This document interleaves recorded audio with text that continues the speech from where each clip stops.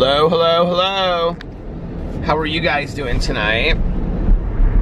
Well, I will tell you that I promised you that tonight would be a long vlog, but tonight's not going to be a long vlog. I fell asleep with my husband and the dogs tonight. It is currently 5:40 a.m. and we went to bed last night between like 10:30 and 11. I completely crashed out, and as I often do, and got I got a lot of sleep, but like I'm still tired. So I'm gonna vlog for about a half an hour, and then I'm gonna go home and go back to sleep with the pups. They are so cute. They are so happy to be home and in bed. So when I got up, Boo and Pee-Pee stayed asleep, but Tucker got up and he was just like looking at me while I was like moving around the room, putting my clothes on. And I was like, I'll be back in just a little bit, honey. And he like stretched down and like laid back out. It was so cute. So yeah, I got the dogs today, and Boo and Tucker got completely shaved down. So it's so funny. They're the shortest, I think, that they've ever been. And they look like Tucker. I'll just show him in a video. Tucker looks like a little lamb. He's so cute. He's never had his hair this short before, and you can just tell that they're so happy. They they came upstairs today as soon as I came home, and they were like rolling on the bed and like scratching their back on the bed and stuff. It was so cute. Oh my God! I woke up and I was having this very, very vivid dream. I have the heat on because I couldn't get my windows defrosted. Hold on a second. Let me turn this down a little bit. But I woke up and I was having this very vivid dream. It wasn't scary or anything, but it was just like really vivid. And I don't know why it like messed with me a little bit. But it was a weird dream, and I was so thirsty for water when I woke up. Do you ever wake up and you're just like dying of thirst of water? I like went in the kitchen and I just like chugged water.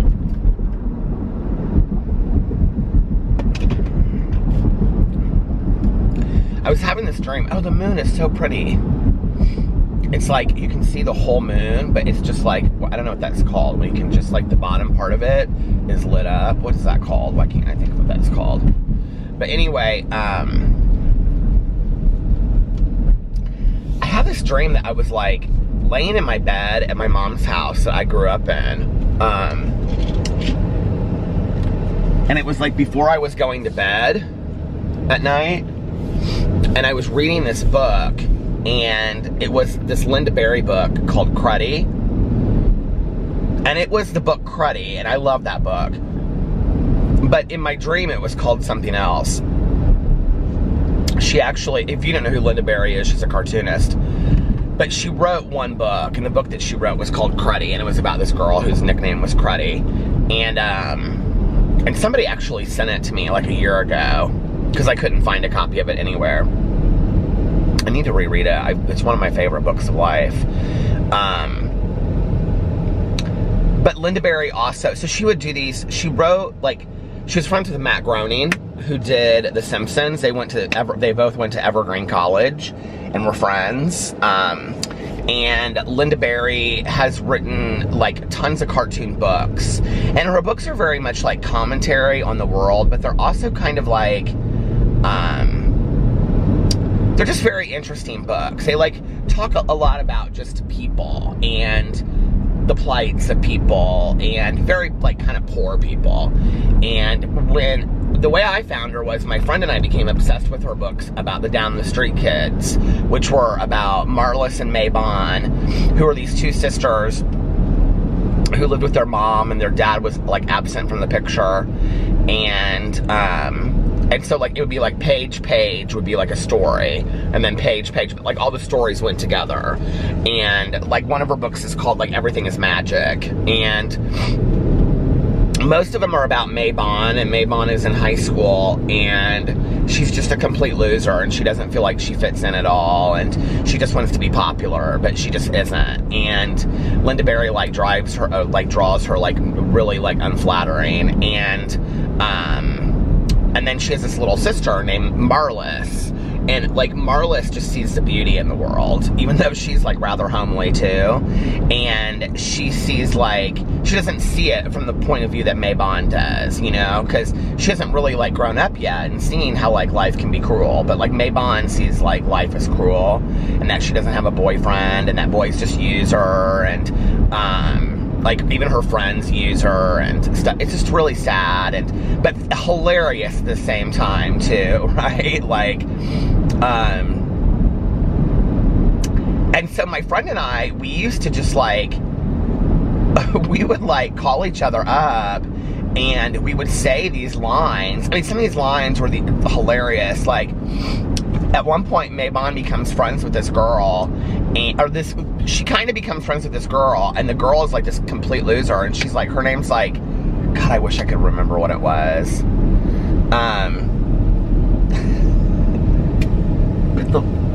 The line in the book was like, you know who I mean when I say, what was her name? I can't think of it. It was like Linda Smith.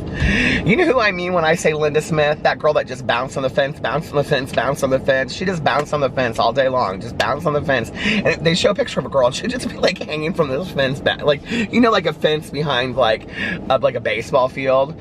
Well, like, so she becomes friends with Monn, but then she's even like, then she gets a boyfriend, then she doesn't want anything to do with Monn, and she tells everybody that Monn's a loser because she can't get a boyfriend. So, like, Monn is even made fun of by, like, the world's biggest loser. It's just, like, it's the reality of, like, it's just that. And then Monn always has these looks on her face, and they're like, she just looks like this complete idiot. But the thing is that it's so relatable. It's so relatable to life, you know? And my friend and I, we just like laughed and laughed and laughed back in the day.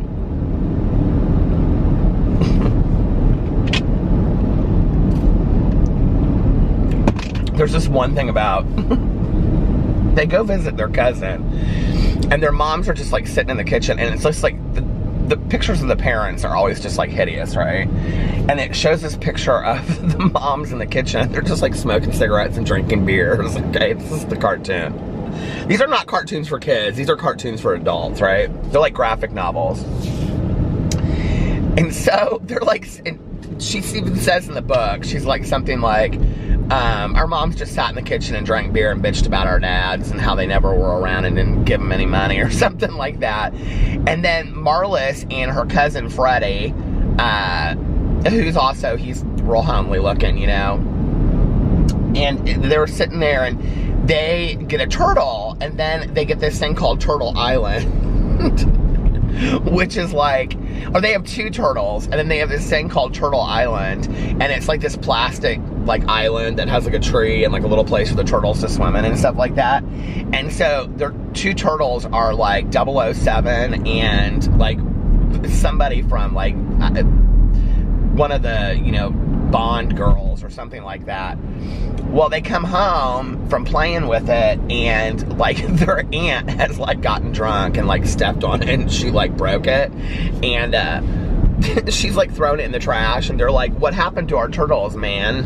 And she like won't tell them what happened with the turtles. Well, she obviously got rid of them, and they're like, wait till she gets some turtles, man. We're gonna show her, wait till she gets some turtles. It's just hilarious. Why is this hat not fitting my head tonight? It looks so weird. It just looks like it's like sitting on top of my head like this.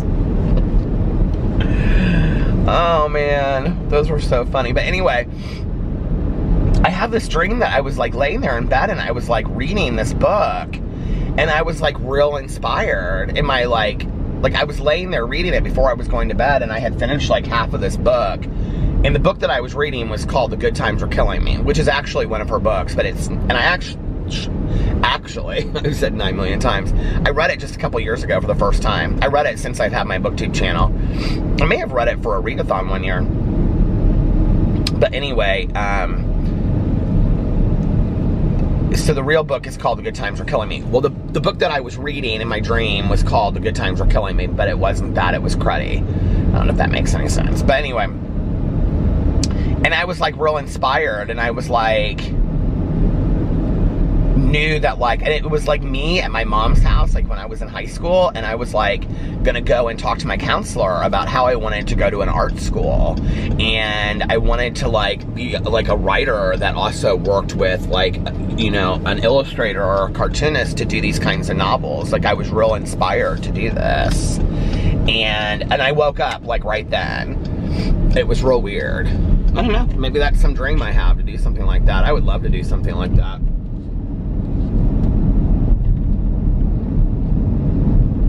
Do a graphic novel like that. If I have any artists out there, reach out to me.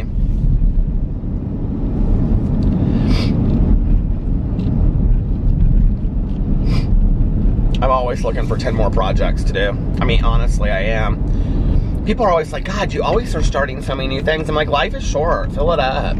Why would you not try something? You don't know if it's gonna be good unless you try it, you know?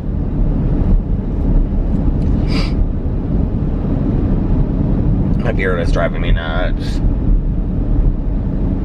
All day today, I kept on looking at like right here. It's like I need to trim right here because it's like going up into my nose. So anyway, what did I do today? I got up today and I went and got coffee with my new Starbucks mug that I have right here. I didn't actually finish my coffee because I reviewed the pumpkin cream cold brew, and I actually really liked it. Why am I saying actually so many times? I really liked it.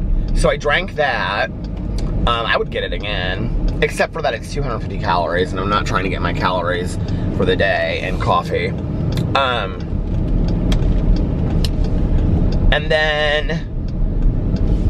And I don't think it would taste a whole lot different getting it than getting just like an iced coffee and I could get like a pump of pumpkin in it. I don't think it would be a whole lot different. So I got that, and then I did that review, and then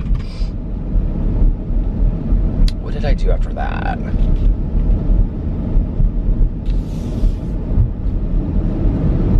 Oh, then I went and I got the pups right away. Well, I had to like put stuff away at the house. First of all, I was like cleaning up the kitchen and doing a bunch of stuff. And yeah, so I had, was it tonight or was it yesterday? Oh, it was last night that I wanted to show the P.O. box stuff. It's all sitting on my counter. You guys were so nice. I got sent a bunch of stuff while I was gone. So I'm gonna show that probably tomorrow on the vlog. I also have I have 2 huge surprises coming at you this weekend. 2 huge announcements, which I'm very excited about. I actually might have a 3rd in the works. Something completely unexpected, but we'll see. I like always am like, you know, like I said, trying new things, and so we'll see what happens. It may not happen, but 2 definites that I'll be announcing this weekend. My friend Valerie was like, what are the secrets? What are the announcements? I was like, Valerie, you have to wait. And she's like, no, what are the secrets? So I told her. But, so, yeah, then I went and got the pups. Tanya was getting her hair done, so she was actually not there. She was getting her hair colored. Looked so good. She got her hair colored today. She always gets like highlights and stuff. It looked really, really nice. And, except it's so funny because she said people always want to blow dry my hair out, you know, because she has like really curly hair. So when she went to somebody new today, and so when she goes to somebody new, they always want to blow dry her hair out like straight. And so they did, and she's like, I just don't have time to take a shower and fix it because we're going to a meeting tonight. And so she was like, I'm just gonna leave it. And it's so funny because whenever, like, it just looks like her hair's flat, like, and I'm so not used to it. So she got in the car and she's like, don't you dare laugh. And I just started laughing. She's like, I said don't you dare laugh. And I go, Tanya, I said, you look, I mean, the thing was, I said to her, I said, if I had never seen you before, I would think that your hair looks really pretty. I said, but like, I know you, and so like, I know your hair is usually typically like real curly and full, so it's funny for me because I'm not used to it being like, you know, like flat on your face. She said, I told you not to laugh. So anyway, then I went and I got the pups. Oh, they were so happy. It was so cute to see them. And little Pee-Pee came out first, and he just kind of stood there for a second. It was kind of sad. He just kind of stood there for a second and looked at me, and then he came running up to me, like he all of a sudden like remembered who I was, and then he came up and he got real excited, and then Boo and Tucker, they brought Boo and Tucker out, and they were all excited to see me, and so then we went home, and then we ran around in the yard for a while. Well, they ran around in the yard for a while. They were so excited to get home and be in the yard. Pee-Pee like just, what is going on with the lighting of my camera? That was so weird, wasn't it? I think it's like when I like go into new light areas, but anyway, Pee-Pee was so excited just to be in the backyard, like so excited. He like ran like, well, first of all, they went potty like in the front yard, and then I brought him inside because they all like run up to the door, right? And then we run inside, and then like Pee-Pee like ran inside, right inside to go to the back door. I was like, what are you doing? So I just like took him right out the back door, and then like he just wandered around the backyard forever. And I got my stuff set up because I wanted to make a couple videos today. And so yeah, I made a video on every channel but my BookTube channel. I didn't want to do a tag video today on my BookTube channel, and I don't have a review to do. So I'm almost done with Lock Every Door. I did not read at all on this trip. I mean, I don't really care that I didn't read, you know. Like, I don't feel like, oh, I let myself down or whatever. Las Vegas is a hard place to read. Like, it's a hard trip to read. I mean, you don't want to necessarily just, like, sit in your hotel room for hours on end reading a book. And you, like, to sit by the pool, it's extremely loud. They have, like, you know, a DJ playing music in the background. So that's hard. And plus you're sitting there talking and having, you know, Diet Cokes and stuff like that. It's not like you actually want to sit there and be reading a book. There were a couple people by the pool that were reading a book, and I thought to myself, how the hell are they reading? And so yeah, I actually, I'm gonna go in here. I took a picture. I'm gonna pull into the post office because I took a picture of some books that I want to read. What is going on here? This is kind of weird. This guy at the post office is on a golf cart. What is that? Colson Whitehead has a new book out that I really want to read. Do you guys know who he is? So he wrote The Underground Railroad, and it was fantastic. I read it a couple years ago. And he has a new book out. I can't remember what it's called.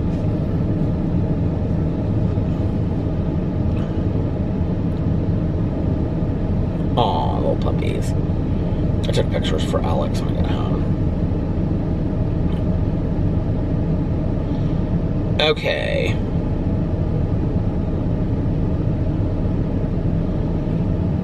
These are the books. If you've read any of these books, let me know, okay? One is called Force of Nature by Jane Harper. And it's like 4 friends go down into the caves, 3 come out or something by the women. We Were the Lucky Ones by Georgia Hunter. This has been on the New York Times bestseller list forever. I looked at these at the bookstore at the airport. Dope Sick by Beth Macy. Dealers, Doctors, and the Drug Company That Addicted America. I really, really want to read that one. I think I'm going to get that on Audible. The Whisper Man by Alex North. John Grisham, The Reckoning. I really want to get that too. And The Nickel Boys by Colson Whitehead. This is the cover of the, I don't know if you can see it, but this is the cover of The Nickel Boys. I think it's a beautiful cover. Those are the books I want to read.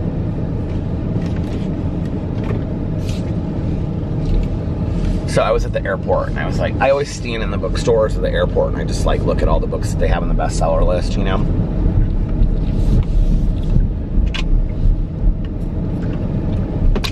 I often feel like those are kind of like unbiased bestsellers because it's like that Hudson shop, you know, in the airport, versus like Barnes & Noble. Like Barnes & Noble, definitely, if you go look at their bestseller list, it's like books that, like they'll have bestsellers for Barnes & Noble. They don't necessarily have the bestsellers, do you know what I mean? They've had some books on their list that I just really have a huge issue, personal issue with. Like, there was a book that I read a couple years on. I don't even really talk about it anymore, but there was a book that I had a huge issue with. It was a young adult book, and I just thought it was poorly done, and it was about a school shooting, and it was about like 5 kids' experience in this school shooting, and I thought it was flat. I thought the characters were flat. I thought it was almost kind of, well, I said it then, I'll say it now. I thought it was dangerous, the way that it was told, and I had an issue with it. And Barnes & Noble were hugely pushing this book. I mean, I went there the other day, and I could not believe it. It was, like, still on, like, when you walked in, like, some of our best books of ever. And I was like, this is crazy to me. Not only this, okay? Like, I understand that that's a hot topic book to write and all this kind of stuff, but, like, from a point of view of, like, just reading it as a book and judging it, it was boring as all get out, okay? And how you can write a book about that topic and it being boring is really interesting to me. The characters were flat. They really had no development to them whatsoever. They were super, super, like, there was this character in there, I think I don't know how I remember this, but her name was Cassie, and she was like a runner. I think probably because I talked about it so much. And she just was like very typical of, like, it was just, all the characters were super stereotypical, okay? And it just was, I don't know, I just was not impressed with the book. And it was so highly pushed. And there's another author on there. I don't know why, like, I'll say it on my booktube channel, but over here I get, like, nervous saying it. Ruth Ware, I don't understand why she's pushed so hard. I read That Woman in Cabin 10, and I was offended as a mystery reader. I was offended as a mystery reader. I literally knew within, like, the first chapter what was going to happen at the end. There were so many things that were unresearched in the book. There were so many things that were, like, things, like, right down to, like, I'm not even a woman. I don't wear, like, well, it wouldn't matter if I was a woman or a man, but I don't wear makeup, right? And there was this part at the beginning of it where, like, these 2 girls that are next to each other in the cabins of this boat, they're like, the one woman comes over and she doesn't even know her. Like, she's never met her before. And she's like, can I borrow your mascara? Like, I think that's, like, maybe good friends, like, would share mascara with each other, but, like, you're putting somebody else's makeup in your eye. You know what I mean? Like, it was just stuff like that that was, like, to me, like, there were so many issues like that were just super sketch. And I was like, this book is, like, not well written at all. And it blew up. Like, I cannot believe, like, the PR and marketing that this book got. And the thing is that when I talked about it on my channel, so many people were like, oh, I totally agree with you. Like, I didn't think the book was well done. I didn't think it was well developed. I mean, there were a lot of us that were completely surprised as to why this book was blowing up. Well, I had bought another book of hers called In a Dark, Dark Wood, because when I bought A Woman in Cabin 10, I bought 2 of them at the same time because it was like some kind of deal or something. And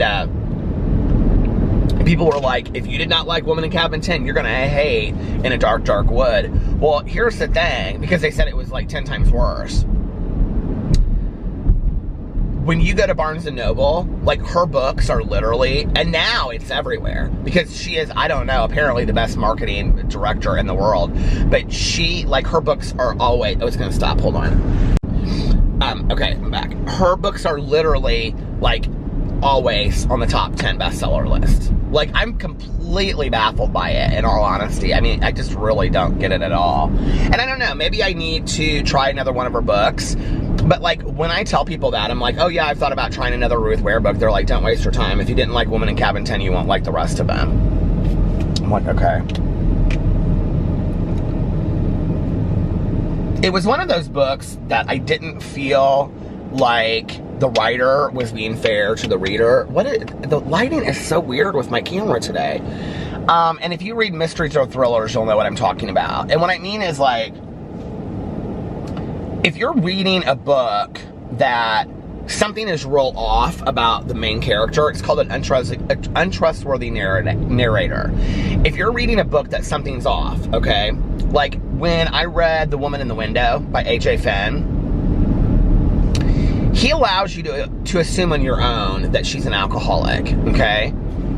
which is, it's one of the best books ever. I can't wait till his next book comes out. But anyway, he allows you to assume that on your own, which is fantastic writing. It's absolutely fantastic writing. You know, Paula Hawkins, who wrote The Girl on the Train and something about the water, in the water, or whatever, like, her mysteries unfold in a way that they allow the reader to assume what is going on or find it out on their own, as any good thriller should, right?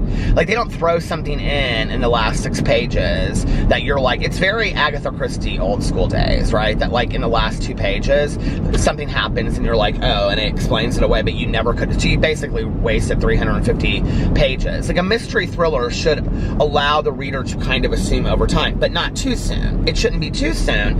It should be like the moment of suspense. Like, what is going on? What? Oh my God. Oh my God. Oh my God. It should be like that. Like, to me, that's a good thriller that you're reading. Like, Blake Crouch Recursion absolutely 100% did that. I mean, it was like a climax moment upon climax moment upon climax moment. Well, when you cheat the reader, I don't think that that's good writing. I think that's actually really poor writing. I think what it's saying is, I want to be a mystery writer, but I absolutely do not have the craft to do it, so I'm going to cheat the reader at the last moment and throw in something that explains it all away. It's one of the reasons why I do not write mystery. I would love to write a mystery thriller.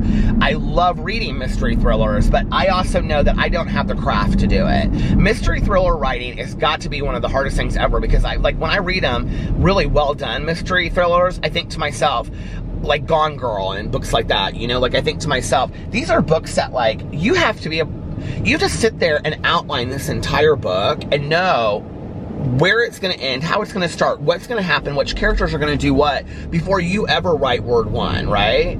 Okay, well, let's just be real honest. There's a lot of authors out there, like, when I write, it's organic. Like, where my book ends up and where it starts is not, I don't ever really have that in mind. It kind of develops as it goes, right? Like, I have a general idea of what I want to happen, and these are what I want the characters to learn throughout the course of the book. But, like, to be a mystery writer is completely different. And I think that when you know this is where I want to end up, and this is where I'm starting, but you're going to cheat your reader in the last 6 pages, you don't really have to know how it develops. You can just cheat the reader in the last 6 pages. So all you really have to know is how you want it to end up. That's not fair.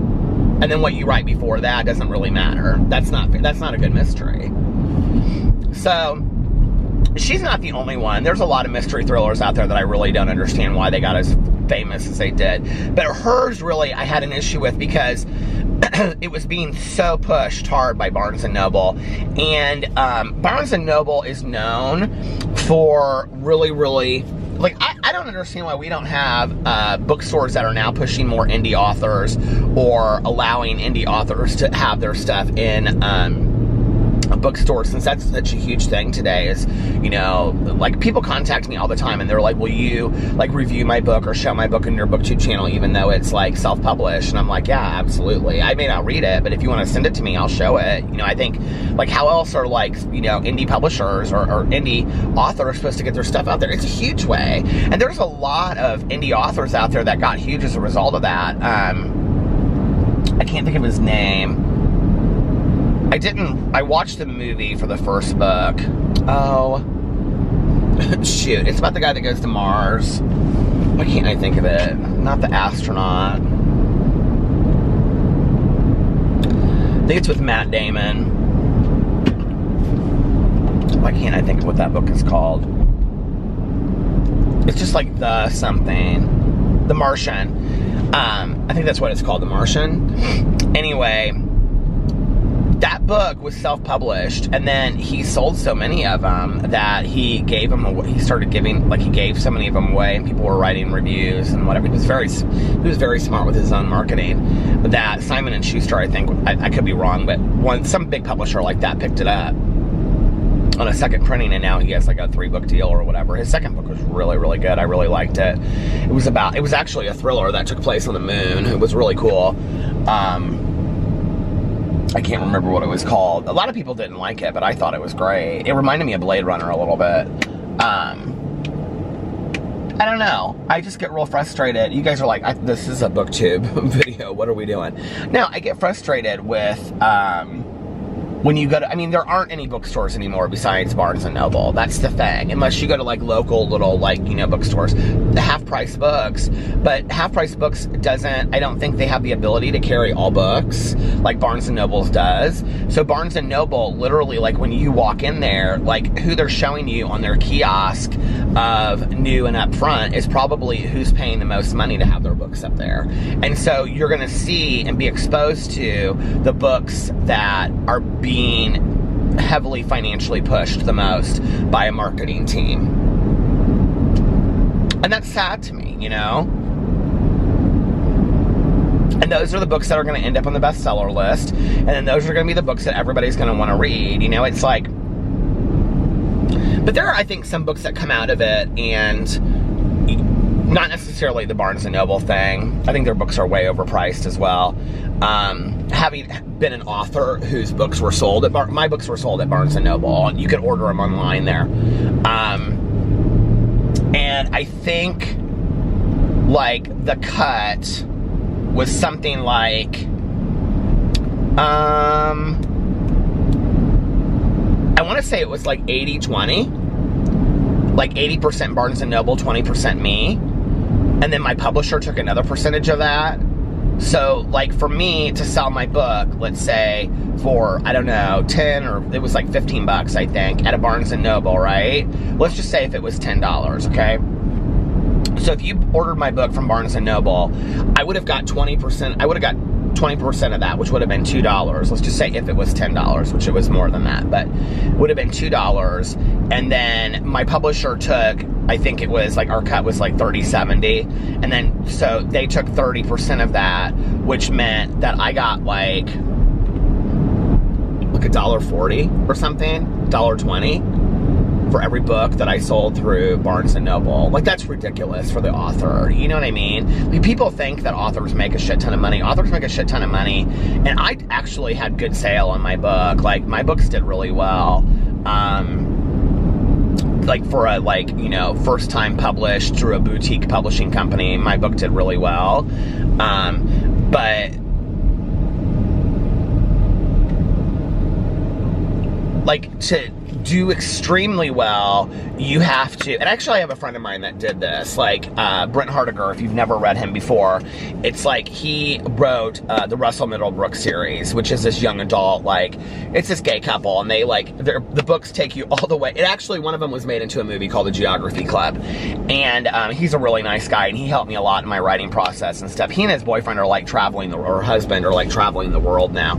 But anyway, his books take, he has like 7 books in the series, and they take you all the way from when they meet Russell and Kevin in high school, all the way through to when they get married, and like, they're like 30 or something. It's very cool. But anyway, like, you know, so he wrote Geography Club. Well, the book did so well that on his second book, you know, like, he was explaining to me that, like, a publishing company will give you an advance and whatever, okay, to, like, write another book. And this is what happens to a lot of writers, right? And so, you know, like, if my, like, I could have, like, optioned my book to a publishing company, but I didn't really do anything after that. Like, well, outside of my own publishing company, I could have gone, I had a clause in my publishing company that if, like, Simon & Schuster wanted to, like, do a book deal with me, let's just say, as if, in my dream, I would love, right? I would love that so much. But let's just say if they were like, okay, we're going to pay you a forward to write your next 2 or 3 books, right? That's what happens a lot of times with people that publish. So, like, that happened to him because his book did so well the first time, right? And that then, like, he got, you know, optioned with, like, a big publishing company. Okay, so, like, that's a person's dream. And so, like, when I was writing my book, like, you know, like, I kind of had that dream or whatever. And there was a clause within my publishing, you know, contract that said that if... I actually have to figure out what's going on with my book because the boutique publishing company, so a friend of mine had owned it and she sold it and it just transitioned out, and I had the option to own my book solely or for them to continue to publish it through the new publishing company, but since I didn't know anything about them, I optioned just to own it myself. So I now actually own the rights to my book 100%, which almost never happens, like, ever. I own it like completely outright. But I don't think you're able to get it anywhere. Like, I know the Audible book isn't on Audible anymore. So, which kind of makes me sad, you know? It's like, I mean, I still own it because I already owned it and downloaded it, but like, I don't know. But my next book, you know, I always think about like my next book. Anyway, I'm actually gonna have a conversation with somebody in publishing to see what I need to do to get it back up there again. I think you can still buy it on Amazon, but I think that those are like old copies that are up there or something like that. But I think they're probably more expensive than what they should be, and I don't really think I'm almost positive I'm not making any money off that because I'm not with that company anymore. So, but anyway, new things. I think everything happens for a reason. That happened like a long time ago anyway. That's been like final for about 6 months. Like, she's been completely out of it for like 6 months, and it started about 1.5 years ago. But anyway, what's weird about that is somebody recently messaged me and was like, I just got your book for like a birthday or something. And I was like, huh, and I looked, and the books are still up there. But they probably printed a whole lot off the last time and then didn't like know what to do with them. So they're probably still selling them. I'm just not making any money off of it, which is like, whatever. Let's see. So the idea would be that you would get picked up by a publishing company, okay? But here's the deal. So like let's say if a publishing company contacted me, like through a literary agent or something like that, and they said, okay, we really liked your first book, okay? So we're going to option you for like a second and a third book, or maybe even your next 3 books, and we're gonna give you a foreword. And this is how a lot of authors live financially, is that they get forewords. But you're gonna have to go on tour and all this kind of stuff, and you're gonna have to sell this many books. See, this is what happens, okay? If you don't, then you're not gonna get a foreword you're not gonna get, you know, an advance pay for the 3rd book. So you better sell that many for the 2nd book. I mean, I have heard this story from so many authors that what happens is, you know, that like, I mean, in doing my research, I've talked to a lot of authors that they got like, you know, really good advance on their 2nd book, but that the 2nd book didn't sell what they thought it was. And then on the 3rd book, you know, blah, blah, blah, whatever. And, so it's just kind of an interesting story of what happens in the writing industry out there. So today, you know, these companies have huge marketing departments. And the thing is, you have to remember is that everybody about 10 years ago said that physical copy books were dying out, okay? That they guessed that in the year, you know, what is it, 2019, 2020, that we would not have bookstores, that people would not be buying physical books, that people would not be reading anymore. Well, that's total BS. Books are probably more popular now than they've been in the last 50 years, okay? I mean, if you look at the studies that have been done, people are reading more now, people are buying physical copy books, people are buying, like, ebooks are not as big as physical copy books, you know, and like books are really having a return. They're talking about like opening new bookstores. I think Amazon is going to start opening bookstores across the country. You know, they're going to have these book kiosks in malls and at the airport and things like that. So it's like a huge deal again, right? Well, with any huge business, there's a lot of marketing. And so people really want to push books. Well, they're going to push the books that are going to have the highest sales options. And that's what happens in stores like Barnes & Noble, you know? It's like, how can we get those books sold the most in front? So it's not really about, like, who has the best book. Like, very rarely today, you know, like, Angie Thomas is actually really interesting to me. You know, she wrote the book, The Hate U Give, and then her 2nd book, which I haven't finished yet, what's it called? On the Come Up. You know, like, she's somebody that was like, nobody expected that book to do what it did. And that's what's really cool. You know, it's like Delia, I think her name is Crawford or something, Delia something.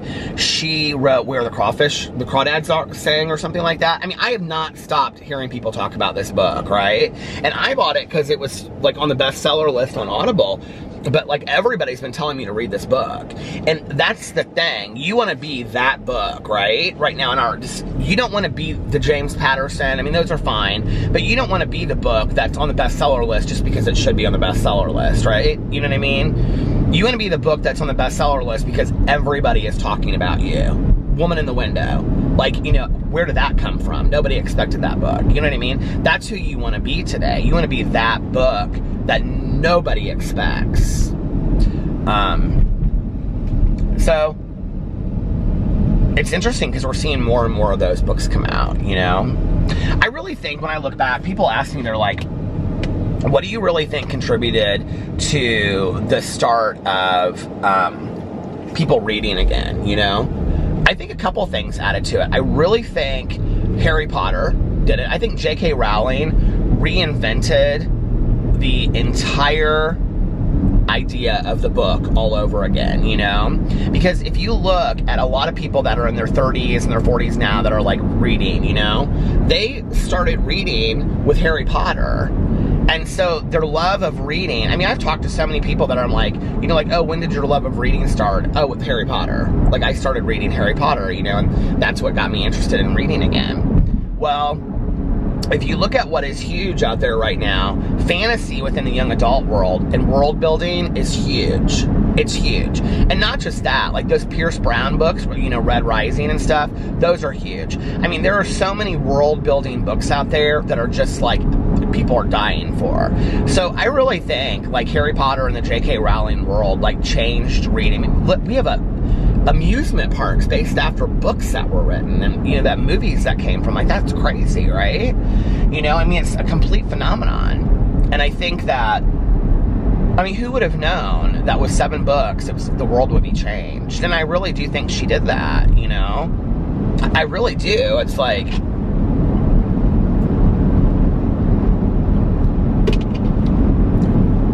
I don't know, conspiracy theory, maybe she's a, you know, a plant that's been put out in the world to get everybody interested in reading again or something. But I do think that's a lot of where it you started with. I mean, when you watch like BookTube, and there's always like the BookTube newbie tag and the beginner tag and all this kind of stuff where people tell their stories, and one of the questions is, how did you get interested in reading, or how did you start reading? And literally every booktuber under the age of 30, I'm not even lying, every single one of them is like, well, I started reading Harry Potter, or I read Harry Potter when I was a kid, or my first books were the Harry Potter series. I mean, they all say it. And it's like, this is crazy, you know? Especially since I haven't even finished the series, but like, I have to say, like, I like them. I don't love them. They're fun to read. They're enjoyable. Would I want to read them again? I don't think so. I mean, first of all, they're a real commitment, aren't they? Have you read them? Oh my God, they're so long. The Jim Dale audio versions are really nice. They are really, really good. But they're long. They're long as hell, you know? So, I mean, they're a real commitment. I would maybe read them again, I don't know, 10 years down the road or something, but, I mean, they're good. I love them to read, but when I get done with it, I'm like, whew, got that marathon done, let's put off the next one for a couple months, you know? I either feel like that's how you should read them, or I feel like you should read them like, you know, like read one and then wait 3 months, or like read them all back to back. Like, I probably should have listened to them all back to back and got them done right away, because they do kind of feel like one ongoing book, you know? I don't know, they're interesting to me. I enjoy them. Like, they're super interesting to read. I think the thing is that now, like, it's a hard day to be a writer. Like, you have to be a really good writer today, because there are so many great ideas and concepts coming out that, like, you know, when I think about, like, and I haven't even finished this series, but when I think of Marissa Meyer and the Lunar Chronicles, so she's a young adult author, and she did science fiction, fantasy retellings of all of the fairy tales. So the first book is called Cinder, and it's basically a retelling of Cinderella. And Cinder has like a sidekick, Eco, I think is his name, this little robot. And then there's like the Lunar Queen, and she's like real evil and mean. And then there's like Scarlet and Cress. I mean, it's just to think that, like, I don't know, I think that is so creative. Like, I mean, retellings aren't super creative, but come on, like, we haven't seen retellings done. I mean, these books are not brand new. They've been out for a while, you know? They've been out for probably, I don't know, 5-7 years or something like that. Probably longer than that now. But there were so many creative ideas, you know? I don't know. It's an interesting world.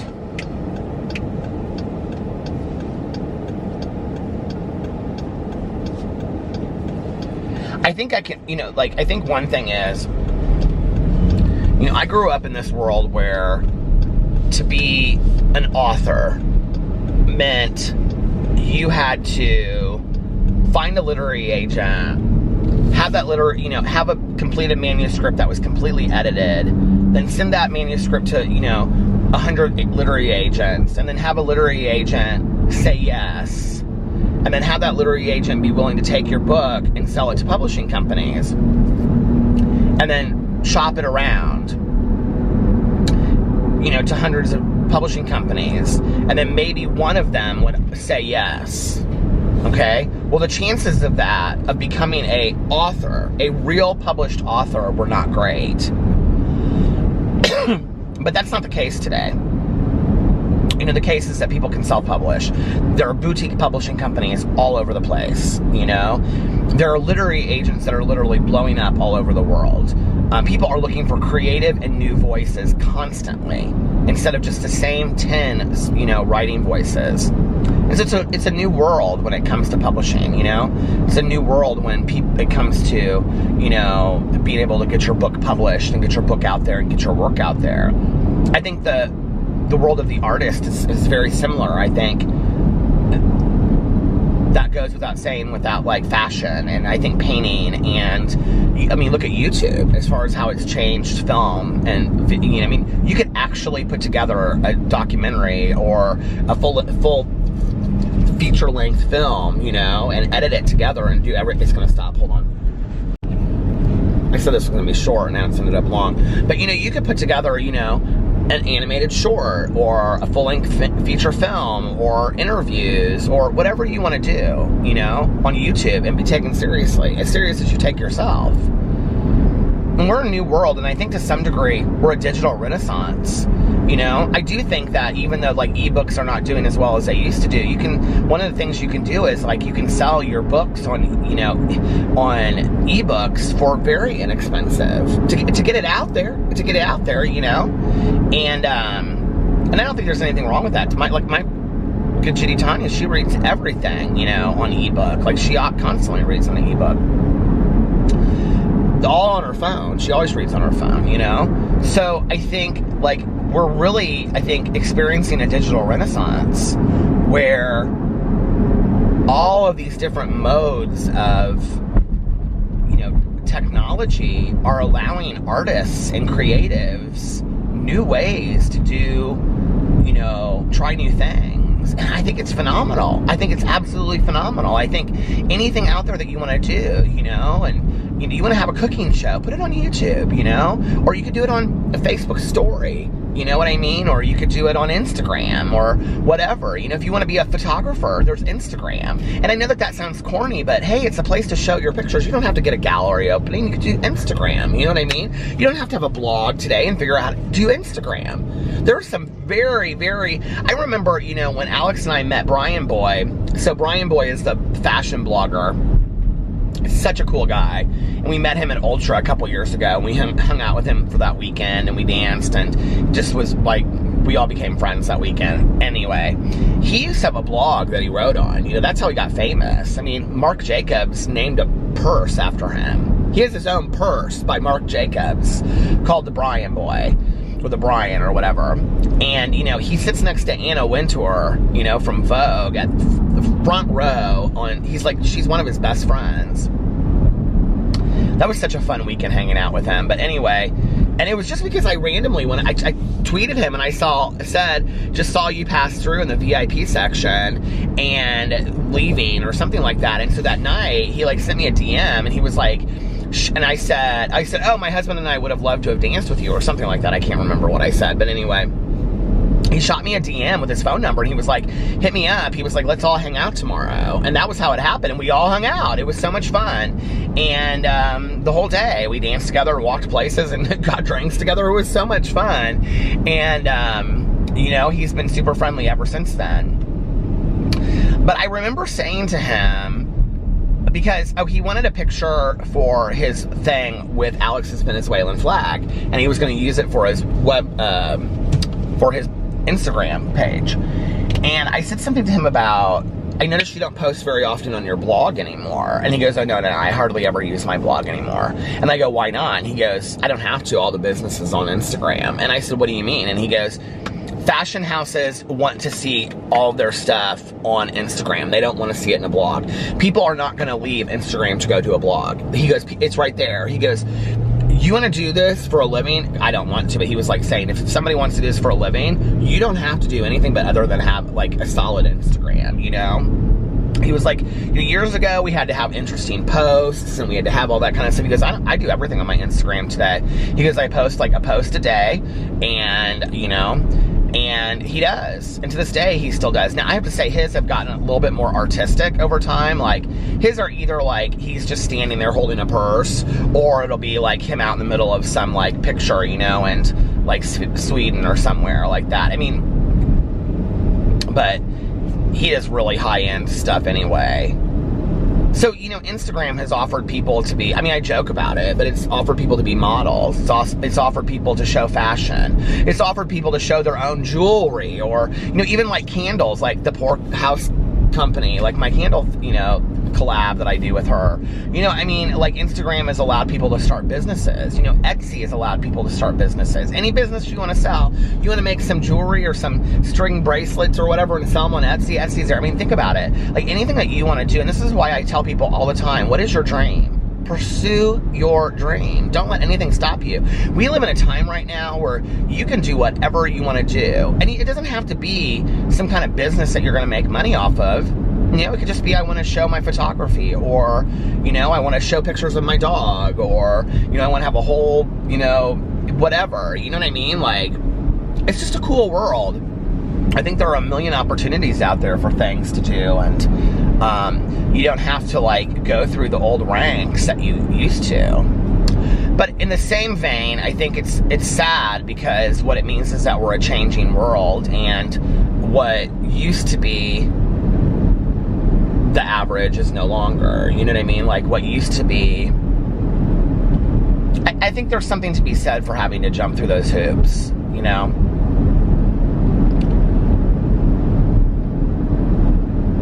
I think what it's going to do, though, since people don't have to, is it's going to change our world forever, because we're going to start seeing new and creative voices that we would have never heard of before, because they don't have to go through the same, you know what I mean? Like, you could start your own fashion line, and you could take pictures having a runway show in your basement, put them on Instagram, and it could explode and go viral. Let's just be for real, right? You don't have to go to FIT. You know, you don't have to go to Parsons, or, you know, the Savannah School of Art and Design, or something like that. I mean, you don't have to do that anymore. You could be, you know, 17, 18 years old and be an aspiring fashion designer, and your shit could blow up and go viral, and you could get noticed all around the world on social media. Like, that's just the truth today. And we're going to start hearing from voices and seeing voices that we've never seen before, and I think it's really exciting. But I think that when we, you know, a renaissance, you know, beginning, or a rebirth, you know, also means the dying of old ways. And we're going to see some people go with that as well, you know, like, that they can't keep up with that. And I think, you know, it's interesting, because I'll have a lot of friends of mine say to me, like, oh, you're on YouTube, like, you're so technological, and I'm really not. Like, I only know what I have to know. Like, that's about it, right? Thank God I have a technological husband. But he doesn't even really love showing me stuff. Like, if I learn anything, I don't usually learn it from him, you know? And, I mean, I'll call up one of my friends and somebody, you know, will tell me what to do, one of my YouTuber friends or somebody like that, but,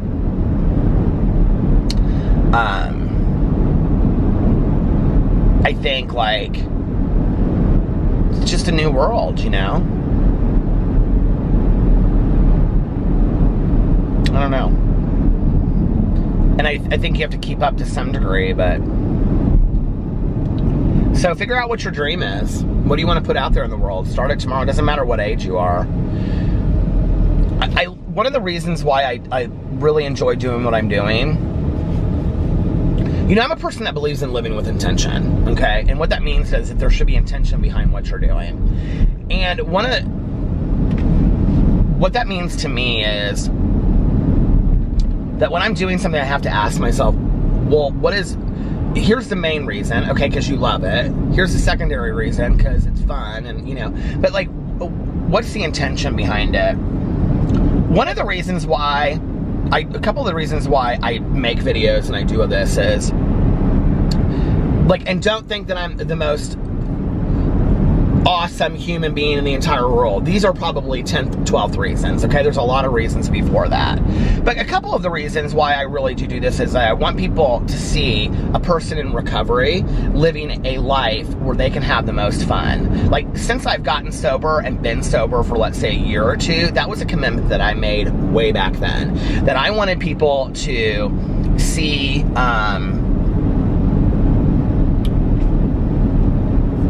it was interesting because, well, it doesn't matter. I just ran into somebody tonight that I had told many years ago, you know, that he looked at me and he said, I remember you telling me that if I continued to use, it would be jails, institutions, and death. And I've done all three, and I overdosed, and I was almost dead, you know? And he was like, I'm so thankful that I'm here, and it's so good to see you. And, you know, it's important for me that people see a face of recovery that is having fun and living an awesome life, okay? Being able to accomplish their dreams sober. Being able to travel, have a marriage, have fun, sober. Like, those things are possible. We are not a glum lot, you know? You can get sober and have the most amazing life. Because I did not think that was possible. I thought if I get sober, my life is over. You know what I mean? And I want people to know that that's not necessarily the case. You know, the other reason I do it is, no matter what age you are, you know, it's so funny because I get a lot of people that comment on my videos and they'll say, like, oh, you're talking about, like, it's all older people that watch you, but I'm like 15 and I'm in high school, these girls. It's so funny. I love it. Thank you. But they're like, I watch you while I'm getting ready for school, you know, or whatever, or my mom is taking me to school. And, you know, I don't care how old you are. I don't care if you're, you know, 75 or you're 15. I don't care if you're 32 or you're 46. I don't care how old you are, okay? You can do whatever you want to do. You can accomplish whatever dream you have. You're the one that's standing in the way of your dreams. And I had to learn that. I had to realize that whatever I wanted for my life that I was not achieving was because I was standing in the way of my own dreams. That I was the one that was second guessing myself. Oh, it'll never happen. This will never happen, whatever. When that's absolutely crap. I was the one that was standing in the way of my own dreams. And that is one of the reasons that I do it, you know, is I want to be a visible face of any age. I'm 47, you know, I have 5 channels on YouTube because I love it. That's why I have 5 channels on YouTube, because I absolutely love it. I'd have 7, you know.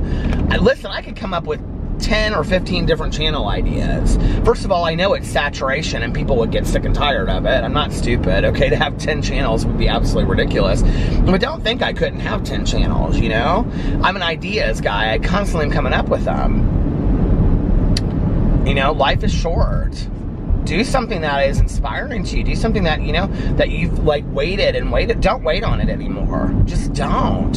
You know, start it now. You know, people ask me all the time, what's something that you wish you had known, you know, 30 years ago when you graduated from high school? I wish I wish I had known that I could have done it. I could have done it now, you know? When I look back, and I think 30 years ago, I was 17 and in high school about to graduate, you know? Like, I look at that and I think, well, I would have been going into my senior year right now, but, and I think about the whole world, you know, was at my fingertips, you know, and anything was possible, and I had the whole world ahead of me. I can remember my dad saying to me, you know, like something to that effect, you have the whole world ahead of you. I waited 30 years. I mean, what is that? You know what I mean? Like, why did I wait? Don't wait. Whatever it is that you want to do with your life, go out there and do it now. Dream big, you know? I think that's why, like, theming back to how I started this, it's like that dream was kind of messing with me. I'm like, is this me? Like, I've been real stagnant on my writing, you know? Like, I haven't been writing as much. I'll write a little bit here, a little bit there, but I'm great to make up excuses, but I just really haven't been writing and dedicated to it like I needed to. And I'm wondering if that's what that dream was about. Like, okay, get back to, you know, writing. So, oh, all right, you guys. Well, this has gone a lot longer than I thought it would. So, I had fun tonight doing this. So this was good for me. This was cathartic and good for me tonight. So thank you for listening. And I'm gonna get off here now. And I hope you guys are having an amazing Wednesday, unless you have other plans. But like I always say, don't have other plans. Make the most of your day. Have the best day ever today. And figure out what you're going to do with the rest of your life. Figure out what your dream is today. Can you see the sun coming up? That's problems right there. And if nobody else has told you this today, I love you. Make sure that you look at yourself in the mirror every single day and you tell yourself, I love you. You are valuable. You are worthy of accomplishing your dreams. And most importantly, make sure that you pass it on to somebody else and let them know how important they are to you. And yeah, each and every one of us needs to hear that on a daily basis. So I love you guys, and I will see you tomorrow. Bye. Love ya.